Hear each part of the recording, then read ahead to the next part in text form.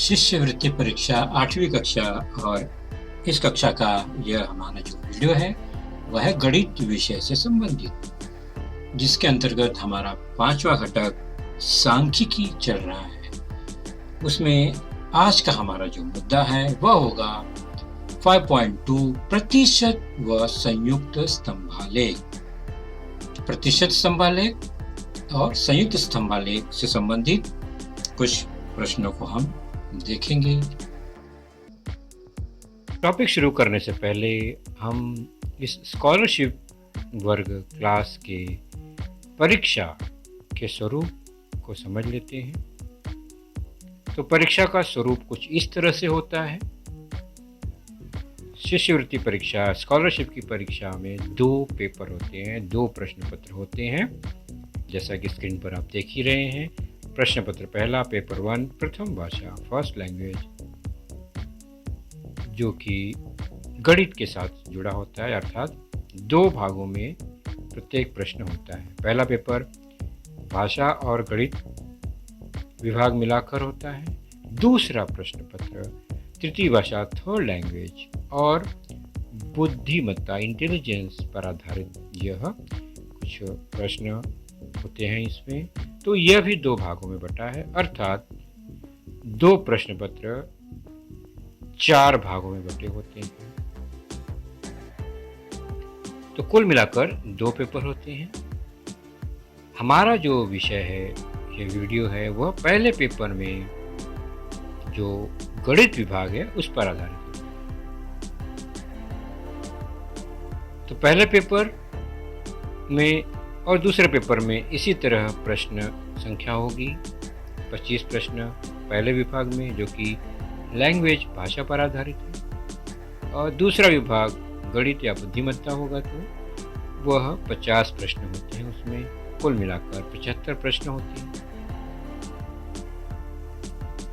और प्रत्येक प्रश्न के लिए 2 अंक निर्धारित किए गए हैं। इसका मतलब हुआ कि 25 प्रश्न जो लैंग्वेज पर है, भाषा पर है, वह 50 अंकों का होगा, और जो दूसरा विभाग गणित अथवा बुद्धिमत्ता होगा तो उसमें 50 प्रश्न के लिए 100 अंक निर्धारित होंगे। कुल मिलाकर 75 प्रश्न, 75 क्वेश्चंस पर 150 अंक निर्धारित किए गए हैं, और दोनों प्रश्न पत्र को हल करने के लिए समय 90 मिनट का, 1.5 घंटे का मिलता है। अलग अलग 2 पेपर होते हैं। पहला पेपर पर हम चर्चा करेंगे। पहले पेपर में भी हम गणित विभाग पर ही चर्चा करेंगे। तो गणित विभाग में भी जैसा कि हमने देखा 50 प्रश्न 100 अंकों के लिए होते हैं। हर प्रश्न के उत्तर के लिए 4 पर्याय दिए गए होते हैं, और कक्षा 8वीं जो है, इस कक्षा में अधिकतम 20% प्रश्न ऐसे होंगे जिसके 2 हल होंगे, और प्रश्न में वह लिखा गया होगा कि 2 विकल्प चुनिए, 2 पर्याय चुनिए, तो हमें दोनों पर्याय चुनना होगा। 20% प्रश्न का मतलब हो गया कि 10 प्रश्न गणित में, 5 प्रश्न भाषा में हो सकते हैं। तो सही पर्याय चुनते समय दोनों पर्याय को चुनना बहुत आवश्यक है। एक पर्याय चुनने पर वह उत्तर गलत माना जाएगा। कैसे चुनना है? उत्तर पत्रिका कुछ इस तरह से होती है। प्रश्न क्रमांक लिखे गए होंगे 1 से 75 तक। उसके सामने 4 ऑप्शन होते हैं। उनमें से हमें जो पर्याय सही होगा उसी को चुनना है, उसी को भरना है। मान लीजिए पहले प्रश्न का पहला और तीसरा पर्याय सही है, तो पहले और तीसरे को हम ब्लू अथवा ब्लैक पेन से उसको डार्क कर देंगे। उस वृत्त के, सर्कल के बाहर इंक न जाने पाए, ध्यान रखेंगे। उसी प्रकार चौथा सही है अगर दूसरे प्रश्न का, तो चौथा को ही चुनेंगे, एक ही चुनेंगे। 5वें में अगर 2 पर्याय सही है तो दोनों चुनना है, दूसरा और चौथा अगर सही है तो। और यदि दूसरा तीसरा सही है 8वें प्रश्न में, तो हम दूसरे और तीसरे को ही चुनेंगे। अन्य पर्याय पर किसी भी प्रकार का इंक या स्याही नहीं लगाएंगे। तो ब्लू और ब्लैक, यही 2 इंक को चुनना है, 2 ही पेन से लिखना है हमें। एक बार में एक ही पेन का उपयोग करें पूरे पेपर में। ऐसा नहीं कि कुछ प्रश्न ब्लू से, कुछ प्रश्न ब्लैक से, ऐसे हल नहीं करने हैं। अन्य किसी भी प्रकार का रंग अगर है, लाल, हरा, पीला इत्यादि, तो उस पर कोई अंक नहीं मिलेगा क्योंकि वो चेक ही नहीं होगा। तो शुरू करते हैं प्रतिशत व संयुक्त स्तंभालेख। इसके पहले हमने कुछ स्तंभालेख पर चर्चा की अपने पिछले वीडियो में। हमने जाना कि सामान्य तौर पर स्तंभालेख 4 प्रकार का होता है,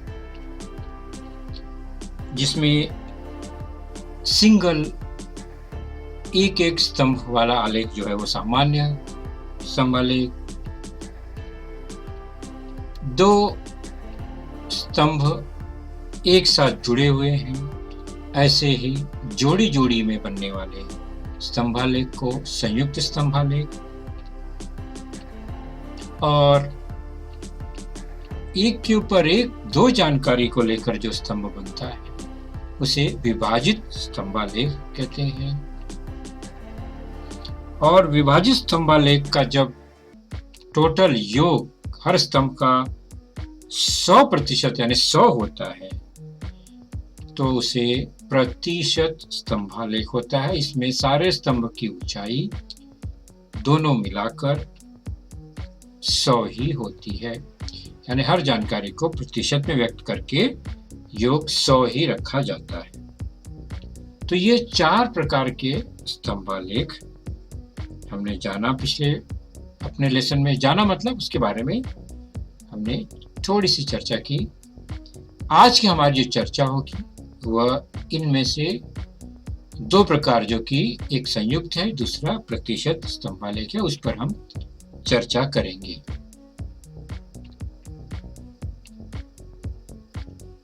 तो संयुक्त स्तंभालेख और प्रतिशत स्तंभालेख, 4 में से इन दोनों पर हम एक आध प्रश्न देखेंगे। दोनों में फर्क क्या है? तो संयुक्त स्तंभालेख में हमने देखा कि 2 जानकारियां एक घटक के अंतर्गत है तो उसे बगल बगल में लगाकर दोनों को एक साथ दिखाया जाता है। एक जानकारी यहां देख रहे हैं 50 की ऊंचाई पर है तो दूसरी लगभग 70 के आसपास है, तो दोनों को चिपका कर बनाया गया है, तो ये संयुक्त स्तंभालेख है।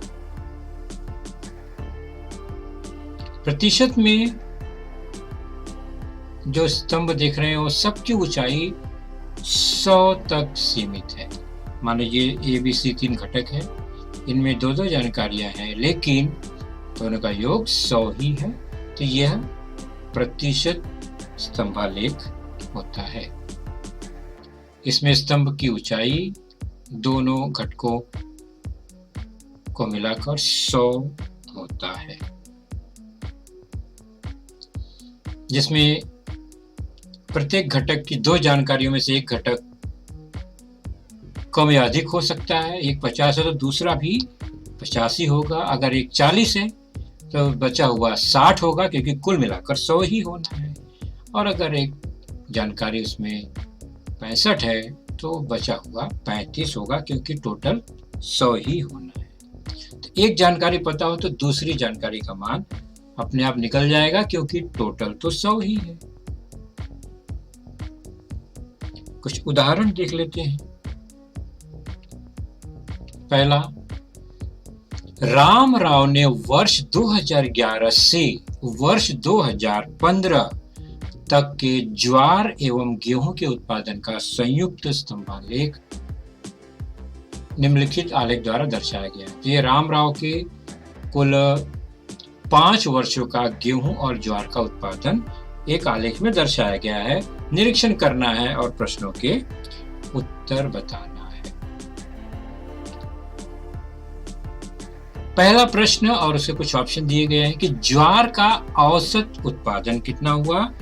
तो सबसे पहले हम उस स्तंभालेख को देख लेते हैं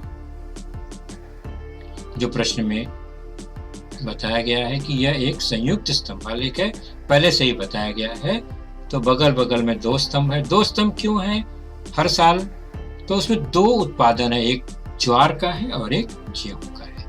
और पूछा गया है ज्वार का औसत उत्पादन। तो आलेख का निरीक्षण करें तो दो तरह के स्तंभ हैं, एक लाइन वाले, नीली लाइन वाले, दूसरा है सफेद व्हाइट कलर का। उसमें से ज्वार कौन सा है? तो ज्वार जो है आलेख के अनुसार व्हाइट कलर का जो स्तंभ है वह ज्वार का उत्पादन है। तो हम पूरे ज्वार के उत्पादन को ही देखेंगे और पैमाना जो है हर सेंटीमीटर जो ऊंचाई है वो 10 क्विंटल के बराबर है इस आलेख में। तो ज्वार के उत्पादन का औसत अगर हमें ज्ञात करना है तो सभी हर साल के ज्वार का उत्पादन देखते हैं। तो पहले 2011 में हम देख रहे हैं तो 50 क्विंटल है। 2012 में व्हाइट कलर का जो है वो 65 क्विंटल है। 2013 में वो 90 क्विंटल है। 2014 में 80 क्विंटल है और 2015 में 75 क्विंटल है, क्योंकि वो 70-80 के बीच में। तो ये 2011 से 2015 तक के ज्वार के उत्पादन क्विंटल में यहाँ पर दिख रहे हैं। उसी को हम क्या करेंगे, ले लेंगे और औसत निकालने के लिए क्या करते हैं, हमने जाना जितने भी उत्पादन है सबको जोड़ेंगे। और कितने साल का है ये? तो 5 वर्षों का है, इसलिए योग में 5 से भाग दे देंगे तो कुल योग 360 5 वर्षों का है। औसत निकालने के लिए 5 से भाग देने पर हमें मिल जाएगा 72। तो ज्वार का उत्पादन का जो औसत है वो है 72 क्विंटल और यह ऑप्शन में पहला दिख रहा है, तो हम पहले को ही चुनेंगे। तो इस तरह से इस आलेख पर आधारित यह एक प्रश्न हुआ। सामान्य तौर पर आलेख पर आधारित, एक आलेख पर आधारित 2 या 3 प्रश्न भी हो सकते हैं। आगे बढ़ते हैं, आलेख वही है, इसी में दूसरा प्रश्न क्या है, किस वर्ष ज्वार एवं गेहूं का उत्पादन सर्वाधिक है और समान भी है, ज्यादा भी है और समान भी है। तो हम आलेख के स्तंभ को ध्यान से अगर देखें तो ज्वार और गेहूं दोनों का उत्पादन देखना है, यानी नीले रंग का जो बॉक्स है और व्हाइट कलर का जो स्तंभ है, दोनों को हमें देखना है। वो होना क्या चाहिए, सर्वाधिक यानी सबसे बड़ा स्तंभ होना चाहिए, प्लस वह समान भी होना चाहिए। कभी कभी समान तो होता है लेकिन वो बड़ा नहीं होता है, छोटा भी हो सकता है। तो यहाँ पर सबसे बड़ा वाला और सबसे दोनों समान भी हो। तो ध्यान से देखें तो 2013 का जो स्तंभ है सबसे बड़ा भी है और सबसे दोनों समान भी है। दोनों 90 क्विंटल दर्शा रहा है, गेहूं और ज्वार। तो प्रश्न के अनुसार किस वर्ष में यह समान दिख रहा है, अधिक दिख रहा है? तो 2013 में। तो हमारा उत्तर का ऑप्शन 2013 होगा, जो कि दूसरा है। तो हम दूसरे उत्तर को चुनेंगे। इस तरह से यह प्रश्न भी हल हुआ। तो इस आलेख पर आधारित यह 2 प्रश्न था। आगे चलते हैं, तीसरा प्रश्न लेते हैं, इसी आलेख पर आधारित है। वर्ष 2012 में गेहूं का उत्पादन ज्वार के उत्पादन से कितने क्विंटल कम है? तो 2012 की बात हो रही है और गेहूं और ज्वार के उत्पादन में अंतर निकालेंगे तो हमें पता चलेगा कम है या अधिक है। किसका स्तंभ बड़ा है वह अधिक, जिसका स्तंभ कम है वह कम उत्पादन है। अंतर चेक कर लेंगे गेहूं और ज्वार के,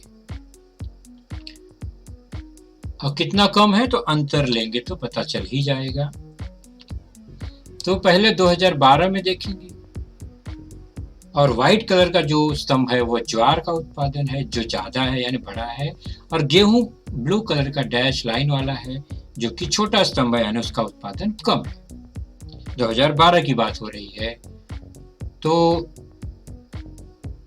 गेहूं और ज्वार का उत्पादन 50,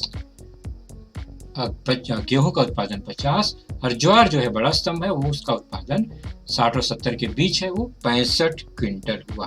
तो 65 क्विंटल ज्वार और 50 क्विंटल गेहूं। तो गेहूं का उत्पादन कम है, कितना कम है, अंतर निकालेंगे।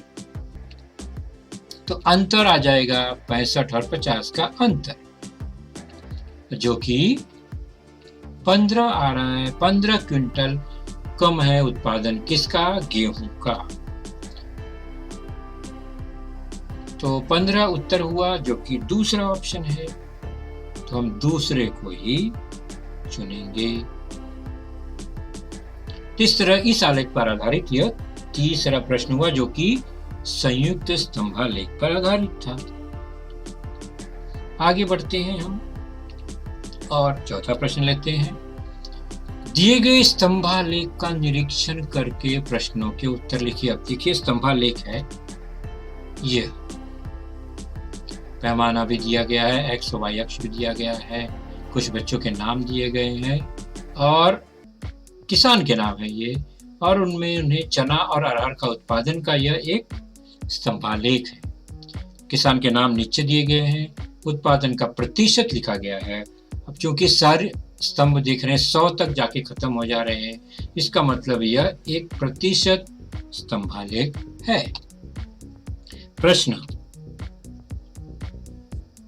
संलग्न स्तंभालेख किस प्रकार का है? तो हम देख रहे हैं कि सारा जो स्तंभ है वो 100 पर जाकर खत्म हो रहा है। तो चारों में से कौन सा उत्तर सही होगा उसे हम चुनेंगे। तो ज्यादा इसमें सोचना ही है, सारा का सारा 100 पर ही है, 100 के लेवल में है, मतलब यह प्रतिशत स्तंभालेख हुआ। चौथा ऑप्शन, तो केवल निरीक्षण द्वारा हमने यह उत्तर चुन लिया। तो यह जो आलेख बना है वह प्रतिशत स्तंभालेख है। इसी में अगला प्रश्न है, इसी आलेख को देखकर, यश और रवि में से किसके चना उत्पादन का प्रतिशत कितना अधिक है? कितना अधिक है प्रतिशत में लिखा गया है, तो किसका है वह हमें यहाँ बताना नहीं है, लेकिन कितना अधिक है ये बताना है, इम्पोर्टेंट है, क्योंकि ऑप्शन में तो प्रतिशत ही पूछा गया है। तो सबसे पहले यश और रवि की ओर जाएंगे हम, क्योंकि प्रश्न में यश और रवि की चर्चा हो रही है। यश और रवि कहाँ है? और चना का उत्पादन देखना, जो कि व्हाइट कलर का स्तंभ है। तो ये यश और रवि है। चना का उत्पादन का स्तंभ व्हाइट कलर का है, सफेद रंग का है, और वो कितना है वह जानेंगे। तो नीले रंग का स्तंभ देखते हैं, यश में 50 है, मतलब व्हाइट भी बचा हुआ 50 ही होगा। और रवि का नीला स्तंभ जो है 70 तक है, मतलब व्हाइट वाला बचा हुआ वो 100 में से 70 कम हो गया, 30 होगा। तो दोनों का चना उत्पादन का प्रतिशत दिखाई दे रहा है। अब कम या अधिक ज्ञात करने के लिए हमें अंतर लेना होगा, घटाना होगा।